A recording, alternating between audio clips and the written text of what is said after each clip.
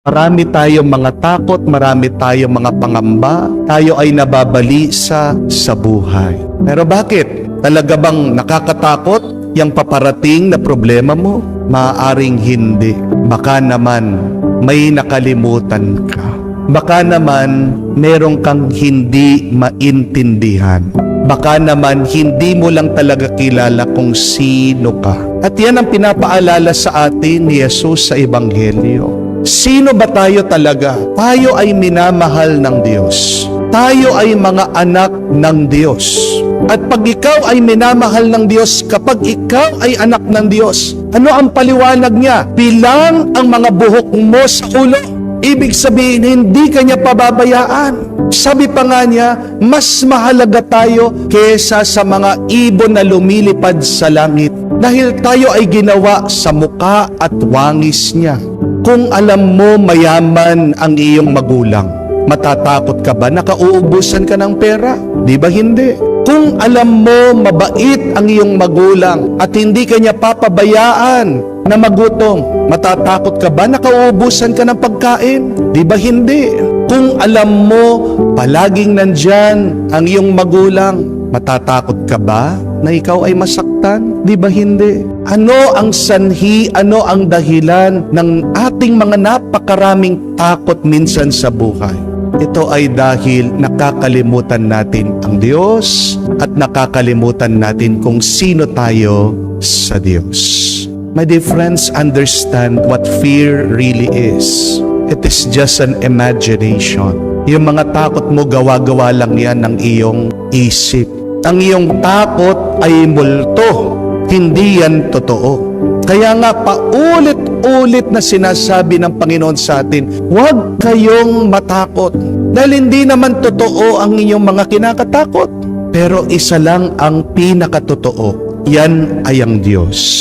At napakarami na nating karanasan na totoo ang Diyos. Napakarami ng pinakitang ebidensya, patunay si Jesus na totoo ang Diyos. At mismo sa buhay mo, kung titignan mo, ang dami na niyang pinakitang pagpapala, ang dami na niyang pinaranas sa iyong milagro. Bakit ka pa matatakot?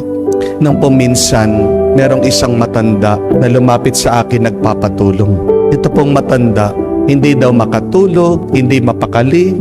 Itong taong ito, depressed na depressed. Natatakot, nangangamba daw siya para sa buhay niya. Bakit? Meron daw pong gustong pumatay sa kanya. Pinapadalhan daw siya ng death threat. Tinatanong ko naman po, itong matanda, anong nangyari? Meron daw siyang nakaaway, nakaalitan sa barangay. Medyo nakursunadahan daw siya. Nilabanan niya, medyo hindi po nagustuhan yung kanya pagsasagot-sagot. Binantaan siya. Tinandaan po niya yon, hindi niya makalimutan. Kaya ilang buwan, hindi po siya lumalabas sa kanilang bahay. Hindi na po talaga mapakali itong matanda. Kinausap niya yung kanyang mga anak, lumipat sila ng bahay. Pero hindi pa rin daw po maalis sa isip niya at sa damdamin niya na binantaan siya. Na isang araw, pupulutin na lang daw po siya sa kangkungan. Marinig lang daw po niya na merong tricycle o motor na dumadaan doon sa harap ng kanilang bahay. Nanginginig na daw siya. Maririnig lang daw po na mabubukas yung pintuan. Nawawala na po siya ng bait. Di na po siya mapakali. Hindi siya makatulog, hindi po siya masaya, hindi po siya makalabas para makapag-relax at makapagbakasyon man lang. So, pagkatapos ko pong bigyan ng advice itong tao, sinabi ko, pagdasal mo yung mga taong yon, pagdasal ka, manali ka sa Diyos. Kinausap ko po yung mga pamilya niya. Alam niyo po kung ano yung nalaman ko.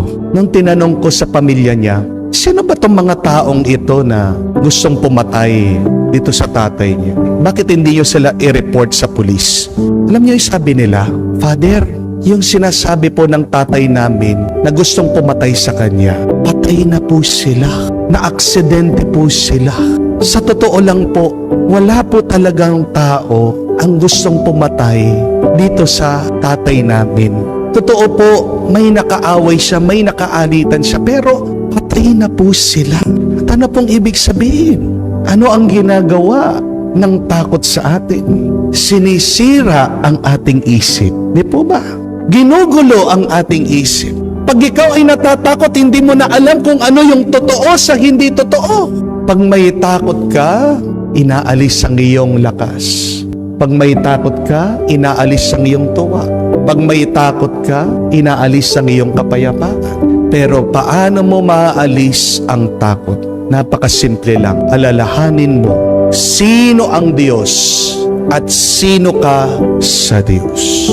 Ang tawag dyan ay pananampalataya. When you have faith, you understand who God is.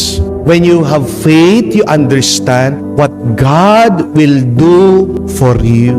And what does our faith tell us? Who God is? God is good, God is loving, God is powerful. Amen? And what does our faith tell us about what God will do for us? God will love us, God will take care of us, God will protect us. Kaya natatakot ka kasi nakakalimutan mo sino ang Diyos at ano ang mabuti at maganda na gagawin ng Diyos para sa iyo. Dalawa lang naman ang pwede nating pagpilian sa buhay Ano? Yung paniwalaan natin ang ating mga kinakatakot o paniwalaan natin ang Diyos. Life is all about faith. Life is all about belief. But it is up to you. What shall you believe? Nagdidepende sa iyo kung ano ang iyong paniniwalaan. Ang iyong takot o ang Diyos. Dalawa ang pwede mong gawin. Ang labanan mo, ang takot mo sa buhay, o magpadala ka sa takot. Nasa iyo ang pagpili. The choice is yours. Magdasal tayo. Naway lumalim, makas ang ating pananampalataya. Maalaala mo, mabuti ang Diyos, mapagmahal ang Diyos, malakas ang Diyos, at hindi ka papabayaan ng Diyos. Yan ang maging panlaban mo at pananggala para maalis ang takot nagbibigay sa iyo ng panghihina. Naway ang iyong matibay na pananampalataya sa Diyos ang magpalakas sa iyo na malabanan mo napakatangit at hindi magandang takot ng iyong buhay.